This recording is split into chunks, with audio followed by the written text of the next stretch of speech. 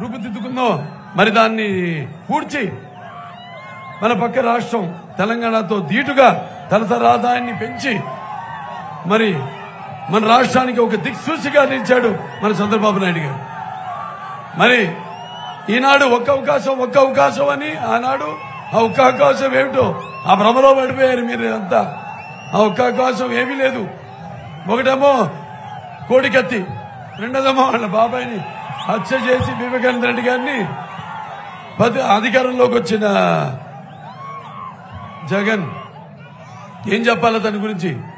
సిద్ధం అంటాడు. దేనికి సిద్ధం? మీరే ఆలోచించండి. తల్లిని చెల్లిని ఇంటి నుంచి తరిమేశాడు. అలాగే తన బాబాయిని హత్య చేయించిన నిందితులను కాపాడుతూ మరి వాళ్ళ చెల్లికి ద్రోహం చేశాడు. వాళ్ళకి సమాధానం చెప్పమనండి.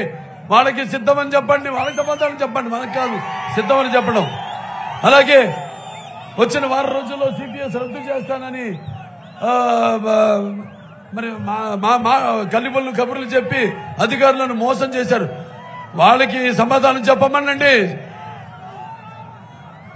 అలాగే నా ఎస్సీలు, నా బీసీలు, నా ఎస్టీలు, నా మైనారిటీలు అని చెప్పుకుంటూ మరి ఈ ఒక ఎమ్మెల్సీ అనంత్ కుమార్ దళితుడైన తన కార్ డ్రైవర్ని మరి హత్య చేసి డోర్ డెలివరీ చేశారు. వాళ్ళకి ఆ కుటుంబానికి మళ్ళీ అతని ప్రాణాలు తిరిగిపోమని చెప్పండి. అలాగే ఒక కుర్రాడు తన అక్కని వేధిస్తున్నారని చెప్తే అతని మీద పెట్రోల్ పోసి అతన్ని చంపేశారు దారుణంగా. వాళ్ళ కుటుంబాలకు సమాధానం చెప్పమనండి.